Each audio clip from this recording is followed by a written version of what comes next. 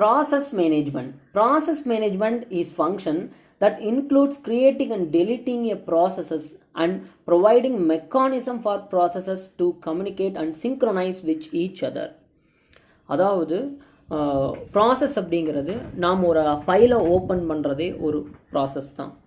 ஒரு application use பண்ணி ஒரு ஃபைலை க்ரியேட் பண்ணுறது, ஒரு ஃபைலை டெலீட் பண்ணுறது, ஸ்டெப் பை ஸ்டெப்பாக எப்படி ஒரு ஃபைலை க்ரியேட் பண்ணுறது. இப்போ வேர்ட் டாக்குமெண்ட் ஓப்பன் பண்ணிங்க அப்படின்னா அந்த வேர்ட் டாக்குமெண்ட் ஓப்பன் பண்ணோடனே நம்ம டைப் பண்ணுவோம். டைப் பண்ணதுக்கப்புறம் அதை ஃபைல் போய் சேவ் பண்ணுவோம். ஸோ இதெல்லாம் ஒரு ப்ராசஸ். ஸோ இந்த ப்ராசஸை வந்து மெயின்டைன் பண்ணுறது, இந்த ப்ராசஸை எப்படி ஓஎஸ் ஹேண்டில் பண்ணுது, ஸோ அதுக்கு என்ன மெக்கானிசம் எல்லாம் ப்ரொவைட் பண்ணுறாங்க ஓஎஸ் அப்படிங்கிறது தான் ப்ராசஸ் மேனேஜ்மெண்ட் அப்படிங்கிறோம். எ system task such as sending output to printers or screen can also be called as a process. ஒரு ஃபைலை நம்ம ஒரு பிரிண்ட் கொடுக்குறோம். ஸோ அது கூட ஒன் ஆஃப் த ப்ராசஸ் அப்படின்னு சொல்கிறாங்க. ஃபைலை பிரிண்ட் எடுக்கிறது கூட ஒன் ஆஃப் த ஒரு process. A computer consists of collection of processes. They are classified as two categories. One is a operating system processes which is executed by system code. Another one is a user processes which is executed by user code. So operating system sometime ப்ராசஸை execute பண்ணிச்சு அப்படின்னா அது வந்து operating system process அப்படின்னு சொல்கிறோம். நாம் ஒரு ப்ராசஸை எக்ஸிக்யூட் பண்ணோம் அப்படின்னா அது வந்து யூசர் ப்ராசஸ் அப்படின்னு சொல்கிறோம். ஃபார் எக்ஸாம்பிள் ஆப்ரேட்டிங் சிஸ்டம் சொன்ன மாதிரி நம்ம பிரிண்ட் கொடுக்குறோம் அப்படின்னா அது கரெக்டாக என்ன பிரிண்ட் கொடுக்குறோமோ நம்ம கொடுக்குறது வந்து யூசர் ப்ராசஸ். அந்த பிரிண்ட் கரெக்டாக நம்மளுக்கு வந்து அவுட்புட்டில் பிரிண்டரில் கொண்டு போய் சேர்க்கிற வேலையெல்லாம் வந்து சிஸ்டம் ப்ராசஸ் அப்படின்னு சொல்லுவோம். All this process can potentially executed concurrently on a single CPU. எல்லா ப்ராசஸும் நம்ம பண்ணக்கூடிய ப்ராசஸும் சிஸ்டம் பண்ணக்கூடிய ப்ராசஸ் எல்லாமே ஒரே சிபியூவில் தான் இருக்குது. அப்படி ஒரே சமயத்தில் எக்ஸிக்யூட் ஆகுது அப்படின்னு சொல்கிறாங்க. The following algorithms are mainly used to allocate a job to the processor. இப்போ நம்ம ஒரு ப்ராசஸ் பண்ணுறோம் அப்படின்னா அது கண்டிப்பாக வந்து மைக்ரோ ப்ராசஸ் மூலம் தான் எக்ஸிக்யூட் ஆகும். இப்போ மைக்ரோ ப்ராசஸ் வந்து ப்ராசஸ் பண்ணுது அப்படின்னா அதில் வந்து ஒரு அல்காரிதத்தை யூஸ் பண்ணுவாங்க. So these 4 types of algorithms are mainly used to assign the process. இந்த 4 types ஆஃப் அல்காரிதம் மெயினாக யூஸ் பண்ணுறாங்க. First one FIFO, first in first out scheduling. This algorithm is based on queuing technique. Queuing அப்படின்னா வரிசையாக்கும். இதன் வரிசையாக்கம் அடிப்படையில் இந்த algorithm execute ஆகும் ப்ராசஸரில். ஃபார் எக்ஸாம்பிள் இப்போ டீச்சர் வந்து மார்க் ஷீட் ப்ரொவைட் பண்ணுறாங்க அப்படின்னா ஃபஸ்ட்டு ஸ்டூடெண்ட்ஸ் வரிசையாக ஸ்டூடெண்ட்ஸ் எல்லாம் நிற்கிறாங்க. இப்போ யார் ஃபஸ்ட் நிற்கிறாங்களோ அந்த ஸ்டூடெண்ட்ஸை ஃபஸ்ட்டு வந்து மார்க் ஷீட்டை வாங்கிட்டு போவாங்க. அதுக்கப்புறம் நெக்ஸ்ட்னு போயிட்டே இருப்பாங்க. ஸோ லாஸ்ட்டாக இருக்கிற ஸ்டூடெண்ட்ஸ் எல்லோரும் வாங்கி முடித்ததுக்கப்புறம் தான் அந்த மார்க் ஷீட்டை கலெக்ட் பண்ணுவாங்க. Technically this process that enter the queue first is executed the first by the CPU. So சிபியூவில் ஃபஸ்ட்டு எந்த ப்ராசஸ் எக்ஸிக்யூட் ஆகுதோ அந்த ப்ராசஸை ஃபஸ்ட்டு எக்ஸிக்யூட் ஆகி முடியும். அதுக்கப்புறம் தான் அடுத்து ஒரே டைமில் 3 ப்ராசஸை ஸ்டார்ட் பண்ணிட்டாலும் ஃபஸ்ட்டு எந்த ப்ராசஸ் ஸ்டார்ட் பண்ணுமோ அது எக்ஸிக்யூட் ஆகி முடிச்சதுக்கப்புறம் தான் அடுத்த ப்ராசஸ் ஸ்டார்ட் ஆகும். ஸோ இப்படி இருக்கக்கூடியது வந்து first in first out scheduling algorithm அப்படிங்கிறோம். This process are executed in order of the queue. So இந்த ப்ராசஸ் எப்படி எக்ஸிக்யூட் ஆகுது அப்படின்னா ஆர்டர் 1 by 1 எக்ஸிக்யூட் ஆகிறது வந்து first in first out scheduling algorithm. So இது வந்து மைக்ரோ ப்ராசஸில் இருக்கக்கூடிய one of the algorithm, first in first out algorithm. இந்த அல்காரிதத்தை வந்து நம்ம ஃபைல் டிரான்ஸ்ஃபரை வச்சு புரிஞ்சுக்கலாம். இப்போ வந்து நான் கம்ப்யூட்டரில் 4 ஃபைல்ஸ் இருக்குது. 4 ஃபைல்ஸோட சைஸ் இங்கே சொல்லிட்டேன். இந்த 4 ஃபைல்ஸ் என்ன பண்ணுறேன் அப்படின்னா இந்த பென்ட்ரைவ்க்குள்ளே அனுப்புகிறேன். அட் அ டைமில் 4 ப்ராசஸையும் நான் என்ன பண்ணிட்டேன்னா ஸ்டார்ட் பண்ணிட்டேன். ஃபஸ்ட்டு எதுதான் ஸ்டார்ட் பண்ணேன். ஸோ இது ஃபஸ்ட்டு இதுதான் இந்த பென்ட்ரைவ்க்குள்ளே ஆகும். அதுக்கப்புறம் இது கம்ப்ளீட் ஆனதுக்கு அப்புறம் தான் செகண்ட் ப்ராசஸ் ஸ்டார்ட் ஆகும். செகண்ட் ப்ராசஸ் கம்ப்ளீட் ஆனதுக்கு அப்புறம் தான் தேர்ட் ப்ராசஸ். ஆனால் தேர்ட் ப்ராசஸோட சைஸ் பாருங்கள் வெறும் 7 MB தான். பட் செகண்ட் ப்ராசஸோட சைஸ் வந்து 750 MB இருக்குது. ஸோ 750 MB இந்த பென்ட்ரைவ்க்குள்ளே போனதுக்கு அப்புறம் தான் இந்த 7 MB போகும். ஸோ அது வரைக்கும் இந்த தேர்ட் ப்ராசஸ் வெயிட் பண்ணி தான் ஆகணும். தேர்ட் முடிஞ்சதுக்கப்புறம் ஃபோர்த் ஸ்டார்ட் ஆகும். இது மாதிரி எது ஃபஸ்ட்டு இன் ஆகுதோ அதை ஃபஸ்ட் அவுட் ஆகும். இந்த அல்காரிதம் வந்து நம்ம ப்ராசஸரில் இருக்குது. இது வந்து ஒரு சம்டைம் பிரிண்டருக்கெல்லாம் இந்த அல்காரிதத்தை பேஸ் பண்ணி யூஸ் பண்ணுவாங்க.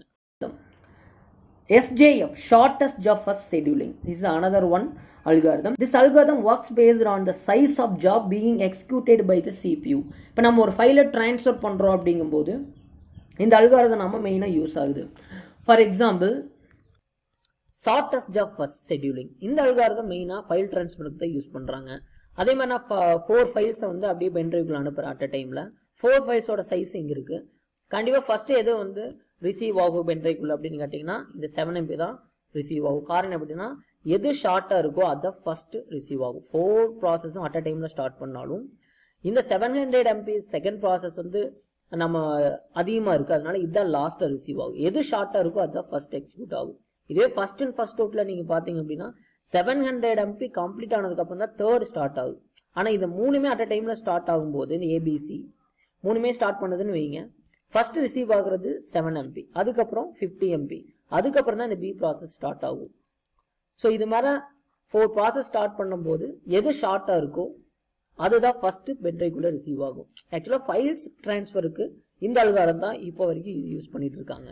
Round robin scheduling algorithm. The round robin scheduling algorithm is designed especially for time sharing system. The jobs are assigned and process time in a circular method. So இந்த scheduling algorithm வந்து circular process ஆகும். So time sharing கான்செப்டுக்காக உருவாக்கப்பட்ட algorithm தான் round robin scheduling algorithm. For example round robin scheduling algorithm இது வந்து time sharing அப்படிங்கிற கான்செப்டில் இருக்குது. இந்த அல்காரிதம் வந்து நம்ம ஃபைல் ட்ரான்ஸ்ஃபர் வச்சு புரிஞ்சுக்கலாம். இப்போ 4 ப்ராசஸையும் நான் அட் அ டைமில் ஸ்டார்ட் பண்ணிட்டேன். ஸோ ரவுண்ட் ராபின் அப்படிங்கும்போது இது ஒரு சர்க்கிளில் ஒரு குறிப்பிட்ட டைம் ஒரு சர்க்கிளில் ஒரு ரவுண்ட் ஆகும். ஒவ்வொரு ரவுண்டும் இது கம்ப்ளீட் ஆகும்போது இதுலேருந்து 50 MB ரெடியூஸ் ஆகும். ஸோ ஃபர்ஸ்ட் ரவுண்ட் வரும்போது இந்த ஏ அப்படிங்கிற இந்த ப்ராசஸ் கம்ப்ளீட் ஆகிடும். ஏன்னா அந்த ப்ராசஸோட சைஸ் 50 MB. அப்போ வந்து ஒவ்வொன்றுலேருந்து 50 MB ரெடியூஸ் ஆகும். இப்போ 50 MB இந்த ப்ராசஸ் கம்ப்ளீட் ஆயிரும். பியில் வந்து 700 MB 50 MB போயிடுச்சுன்னா 700 MB இருக்குது. சியில் வந்து 50 போயிடுச்சு அப்படின்னா மீதி எவ்வளோ இருக்குது அப்படின்னா 20 இருக்குது. டியில் வந்து 100 இருக்கும். ஸோ ஃபர்ஸ்ட் ரவுண்டு முடிஞ்சு செகண்ட் ரவுண்ட் ஸ்டார்ட் ஆகும்போது பிசிடி மட்டும்தான் ஸ்டார்ட் ஆகும். தேர்ட் ரவுண்ட் ஸ்டார்ட் ஆகும்போது சி கம்ப்ளீட் ஆயிரும். ஏன்னா 20 MBக்காக இது மறுபடியும் ஒரு ரவுண்டு வரும். ஸோ செகண்ட் ரவுண்டில் இந்த சி கம்ப்ளீட் ஆயிரும். தேர்ட் ரவுண்டில் பியும் டியும் இருக்கும். ஸோ இது மாதிரி ஒவ்வொரு ரவுண்டுக்கும் ஒவ்வொரு ப்ராசஸ்லேருந்து 50 MB ரெடியூஸ் ஆகும். ஸோ இந்த அடிப்படையில் இருக்கக்கூடியதை ரவுண்ட் ராபின் ஷெட்யூலிங் அல்காரிதம். இது மெயினாக டைம் ஷேரிங் கான்செப்டில் இந்த அல்காரிதத்தை யூஸ் பண்ணுறாங்க.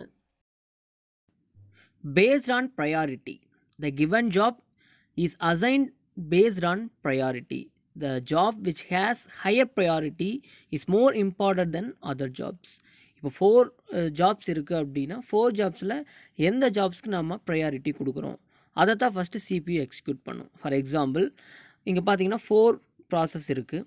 4 ப்ராசஸிலும் நான் ஒவ்வொரு வேல்யூஸ் கொடுத்துருக்குறேன். இப்போ பி அப்படின்னா 7 அப்படிங்கிற வேல்யூ கொடுத்துருக்குறேன். அண்ட் ஏல வந்து 5 அப்படிங்கிற வேல்யூ கொடுத்துருக்குறேன். ஸோ இப்படி ஒவ்வொரு ப்ராசஸுக்கும் நம்ம ஒரு வேல்யூ அசைன் பண்ணிக்கிறோம். அப்போ வந்து CPU வந்து எது ஹையர் வேல்யூ, இப்போ 7 ஹையர் வேல்யூ அப்படின்னா CPU ஃபஸ்ட்டு அந்த ப்ராசஸை எடுத்து எக்ஸிக்யூட் பண்ணும். ஸோ முன்னுரிமைக்கு ஏற்ப எக்ஸிக்யூட் பண்ணுறதுக்கு பேர் வந்து பேஸ்ட் ஆன் ப்ரையாரிட்டி அல்காரிதம் அப்படின்னு சொல்லுவோம். ஸோ CPU என்ன பண்ணும் அப்படின்னா நம்ம எதுக்கு ப்ரையாரிட்டி கொடுத்துருக்குறோம் அதை தான் ஃபஸ்ட்டு எடுத்து எக்ஸிக்யூட் பண்ணும். So based on priority algorithm ஒரு இம்பார்ட்டன்ட் அல்காரிதம். ஸோ இந்த 4 டைப்ஸ் ஆஃப் அல்காரிதமே ப்ராசஸரில் யூஸ் பண்ணுறாங்க. ஒவ்வொரு ப்ராசஸருக்கும் இப்போ வந்து நம்ம ஃபைல் ட்ரான்ஸ்ஃபர் அப்படின்னா கண்டிப்பாக எது சூட்டபுளாக இருக்கும் அப்படின்னா ஷார்ட்டஸ்ட் ஜாப் ஃபஸ்ட்டு தான் ஃபைல் ட்ரான்ஸ்ஃபருக்கு யூஸ் ஆகும். இப்போ நம்ம பிரிண்டரை கொடுக்குறோம், அதுக்கப்புறம் வந்து எனி அதர் ப்ராசஸ், இது மாதிரி ஒவ்வொரு ப்ராசஸ்க்கு வந்து ஒவ்வொரு அல்காரிதம் யூஸ் பண்ணுறாங்க. Next one security management. The major challenge in computer and software industry is to protect user legitimate data from hackers. Hackers வந்து நம்மளுடைய முறையான தகவல்களை பாதுகாக்கிறதே ஒரு சவாலான ஒரு விஷயம். The operating system provides 3 levels of securities to user end. They are file access level and system level and last one network level. So operating system இந்த 3 levels of securities வந்து நம்மளுக்கு ப்ரொவைட் பண்ணுறாங்க. File access level, system level and network level. First one file access level. In order to access the files created by other peoples, you should have the access permission. The permission can be either be granted by the creator of the file or by the administrator of the system. இப்போ வந்து ஒரு ஃபைலை நான் create பண்ணி வச்சுருக்கேன் அப்படின்னா அந்த ஃபைலை வந்து நீங்கள் ஓப்பன் பண்ணி பார்க்கணும், அதை ஆக்சஸ் பண்ணணும் அப்படின்னிங்கன்னா என்னோட பர்மிஷன் வேணும். இல்லை அப்படின்னா அந்த கம்ப்யூட்டரை யார் வச்சுருக்காங்களோ அந்த அட்மினிஸ்ட்ரேட்டர், அந்த கம்ப்யூட்டரோட அட்மினோட பர்மிஷன் வேணும். இது மாதிரி நம்ம ஒரு ஃபைலுக்கு ஒரு செக்யூரிட்டி போட்டு வச்சுக்கலாம். ஸோ அந்த ஃபைலை வந்து நம்ம மட்டும்தான் ஓப்பன் பண்ணி பார்க்குற மாதிரி இருக்கணும் அப்படிங்கிற மாதிரி நம்மளுக்கு ஒரு செக்யூரிட்டி லெவலில் ஆப்ரேட்டிங் சிஸ்டம் ப்ரொவைட் பண்ணுது அப்படிங்கிறாங்க. And system level security is offered by the password in multi user environment. இப்போ வந்து சிஸ்டம் லெவல் உங்களுக்கு தெரியும், நான் ஒரு சிஸ்டத்தை யூஸ் பண்ணுறேன் அப்படின்னா அதுக்கு நான் பாஸ்வேர்ட் போட்டு வச்சுக்கலாம். இல்லை மல்டி யூசர் இருக்கும்போது ஒரே சிஸ்டத்தை 2-3 பேர் யூஸ் பண்ணுறாங்க அப்படிங்கும்போது 2-3 பேர்த்துக்கு தனித்தனி என்ன பண்ணலாம் அப்படின்னா பாஸ்வேர்ட்ஸ் போட்டு வச்சுக்கலாம். அதுக்கு ஆப்ரேட்டிங் சிஸ்டம் வந்து ப்ரொவைட் பண்ணுது அப்படிங்கிறாங்க. Both Windows or Linux offer the password facilities. So Windows operating system எடுத்துட்டாலும் சரி, லினக்ஸ் ஆப்ரேட்டிங் சிஸ்டம் எடுத்துட்டாலும் சரி, நம்மளுக்கு பாஸ்வேர்ட் ஃபெசிலிட்டிஸ் இருக்குது அப்படின்னு சொல்கிறாங்க. Next one, network security. The network security is indefinable one. So people from all over the world try to provide such a security. அதாவது network security அப்படிங்கிறது வர்ணிக்க முடியாத ஒன்று. நம்ம அது பாதுகாப்பானதான்னு சொல்லவே முடியாது. So peoples from all over the world, உலகத்தில் எந்த மூலையில் இருந்தாலும் பீப்புள்ஸ் வந்து நம்மளோட ஃபைலை ஆக்சஸ் பண்ண முடியும் அப்படிங்கிற ஒரு சாத்தியக்கூறு தான் இப்போ இருக்குது. So all the above levels of security features are provided only by the operating systems. So நம்ம சிஸ்டத்தில் எந்த மாதிரி செக்யூரிட்டி இருந்தாலும் அது ப்ரொவைட் பண்ணுறது வந்து நம்ம ஆப்ரேட்டிங் சிஸ்டம் அப்படின்னு சொல்கிறாங்க. Fault tolerance. The operating system should be robust. Fault tolerance அப்படின்னா பிழை பொருத்தல் அப்படின்னு சொல்லுவாங்க. ரோபஸ்ட் அப்படின்னா வலுவான. ஆப்ரேட்டிங் சிஸ்டம் வலுவான பிழை பொருத்தல் தன்மை இருக்க வேண்டும், ஒரு சகிப்புத்தன்மை இருக்கணும் அப்படிங்கிறாங்க. When there is a fault, the operating system should not crash. Instead of, operating system have a fault tolerance capabilities and retain the existing state of system. கம்ப்யூட்டரில் எங்காச்சும் ஒரு ப்ராப்ளம் ஆயிடுச்சு அப்படின்னா ஆப்ரேட்டிங் சிஸ்டம் மற்ற ஒர்க்கை பண்ணாது இருக்காது, மற்ற ஒர்க்கு ஆட்டோமேட்டிக்காக அது வந்து எக்ஸிக்யூட் ஆகிட்டே இருக்குது. ஃபார் எக்ஸாம்பிள், நீங்கள் ஒர்க் பண்ணிட்டு இருக்கிறீங்க, திடீர்னு நீங்கள் என்ன பண்ணுறீங்கன்னா பவர் பட்டன் ஆஃப் பண்ணிவிட்டு போயிடுறீங்க, ப்ராப்பராக ஷட் டவுன் பண்ணாமல் போயிடுறீங்க. ஸோ அந்த இடத்துல ஒரு ஃபால்ட் அக்கர் ஆகும், அப்ளிகேஷன்லாம் அதுவே டக்குன்னு க்ளோஸ் ஆகி ஷட் டவுன் ஆகும். ஸோ இந்த மாதிரி டைமில் வந்து அடுத்த டைம் ஓப்பன் பண்ணுறப்போ ஆப்ரேட்டிங் சிஸ்டம் வந்து நீங்கள் வந்து தப்பு பண்ணிட்டீங்க அப்படின்னு சொல்லி அது ஓப்பன் ஆகாமலாம் இருக்காது.